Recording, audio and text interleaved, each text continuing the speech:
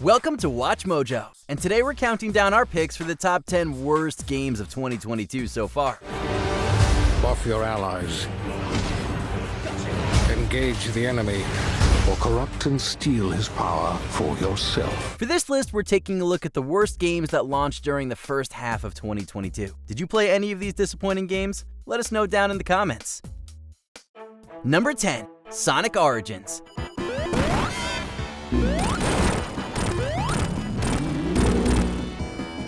On the surface, Sonic Origins is a somewhat decent collection of classic Sonic games. Enjoy Sonic the Hedgehog, Sonic 2, CD, 3, and Knuckles, as well as a plethora of extra modes that give each game more replayability. However, it's a somewhat different story when playing on PC. Sonic Origins is plagued with bugs, and more bugs, making the classics look more ancient than they did before. The games are still playable, yes, but for $40, confusing marketing in its paywalled content, and the delisting of significantly better ports, Sonic Origins should have turned out better.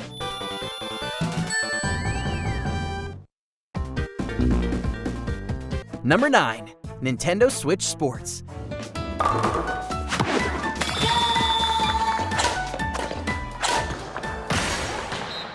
Speaking of games that failed to live up to their potential, Nintendo Switch Sports was another title that dropped the ball quick. Though we were happy to finally be playing bowling and Chambara with friends again, the game is severely lean in content. For comparison, 2009's Wii Sports Resort came with a whopping 13 sports, some of which included different variants of said sports. Again, the 6 included in Switch Sports are solid, yet why are we having to wait roughly half a year for just golf to be added? Much like 1-2 Switch, this was another overpriced package that should have been included at the Switch's launch. Get moving together locally or online. Make sure those Joy-Con controllers are ready. Number 8, Roller Champions. Pick up the ball and pass 4 gates around the rink to trigger them and open up the goal. Then take aim, shoot, and score.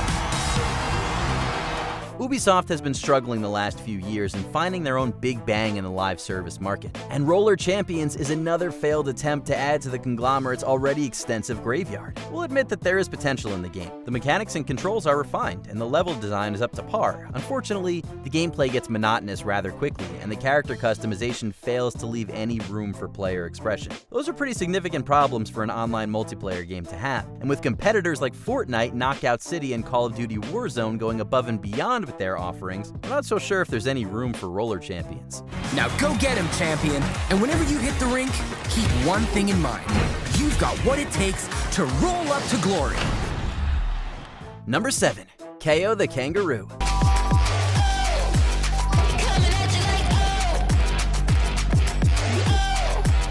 Over the last several years, 3D platformers have seen a massive resurgence thanks to games like A Hat in Time, New Super Lucky's Tale, and of course, Super Mario Odyssey. One would hope that KO the Kangaroo would make a surprising leap forward with the modern age and pick up on the innovations made today. Alas, no.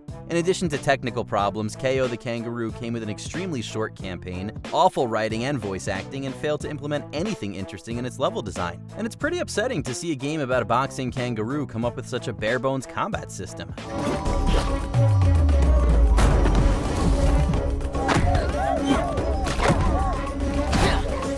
Number 6, Blade Runner Enhanced Edition. I'm a Blade Runner. You don't believe me? Call Lieutenant Guza. We're closed. We're not here to buy, little man. Believe me, he's the least of our problems. Night Dive Studios usually knocks it out of the park with their remasters, but in the case of Blade Runner, rough doesn't even begin to describe it. Blade Runner Enhanced Edition attempts to refine and modernize the 1997 PC game with updated visuals, increased frame rates, and such. Problem is that for every improvement it makes, it worsens another portion of the game. Audio bugs, occasionally broken controls, and horrendous UI severely hamper the experience. Our advice, just play the classic version, or save your $10 for something else because this ain't it. Run! Run! One more word from him, and he'll be dead. Number 5, Waifu Impact.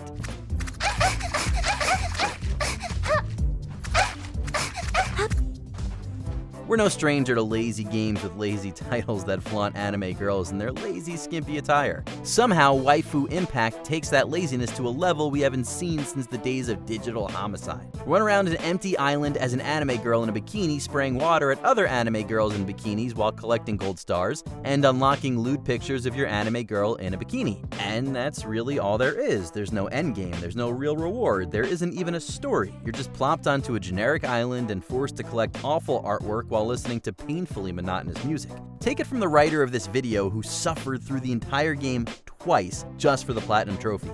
It was not worth it.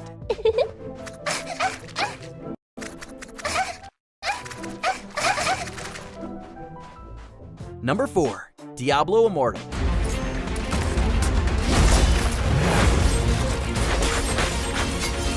You know, normally we'd put a manipulative game like Diablo Immortal at number 1 for the simple fact of its sleazy monetization and exploitative design. Free-to-play players are punished with imposing caps on how often high-level gear will be given, and many found themselves getting matched with players who spent money for high-level gear. In other words, the game quickly enforces a pay-to-win model, and Blizzard Entertainment's deception has cursed the game to become the lowest user-rated game on Metacritic, beating out 2020's Warcraft 3 Reforged, also developed by Blizzard Entertainment. So why is Diablo Immortal this low? Well, it's generating $1 million per day, so folks clearly aren't that mad, right?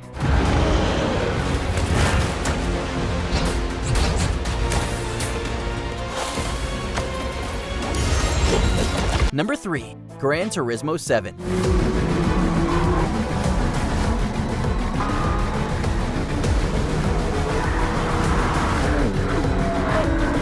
Despite its criticisms of significant time spent in menus, Gran Turismo 7 earned much praise for its visual fidelity and gameplay. So why is it so high on the list? Well, for starters, Sony and Polyphony Digital threw in microtransactions after review scores were given out, and they deliberately lowered rewards, increasing the amount of time players needed to grind to unlock their favorite cars. According to director Kazunori Yamauchi, the high prices for the cars was to convey their value and rarity. While payouts have increased since launch, the prices have increased as well, and the player base has taken to using a scripted AI to play the game for them and reduce the grind.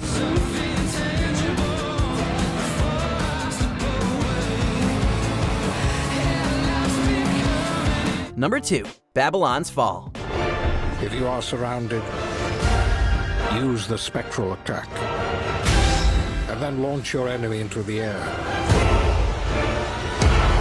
Babylon's Fall already had an abysmal showing when it launched a beta test in late 2021. With a handful of months left to iron things out before launch, one would hope Platinum Games figured out how to make Babylon's Fall a tad better. One couldn't be further from the truth. Babylon's Fall truly lacked any passion for itself, reusing the same few assets over and over again, as well as failing to provide any variety in its enemies. Couple that with miscommunication over the game's mechanics and progression, and you have yourself a giant train wreck that was being played by only one person at one point.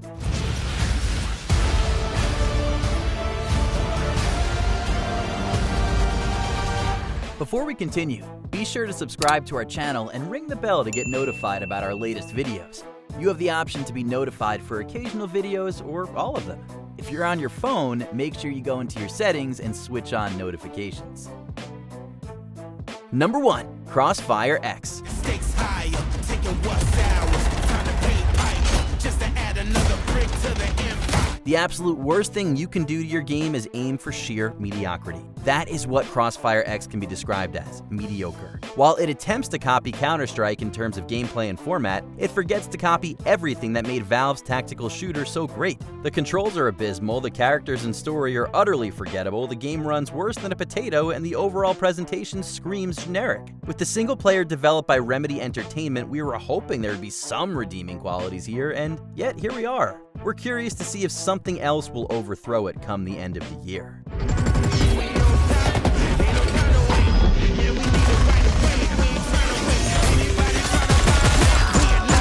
Did you enjoy this video? Check out these other clips from WatchMojo, and be sure to subscribe and ring the bell to be notified about our latest videos.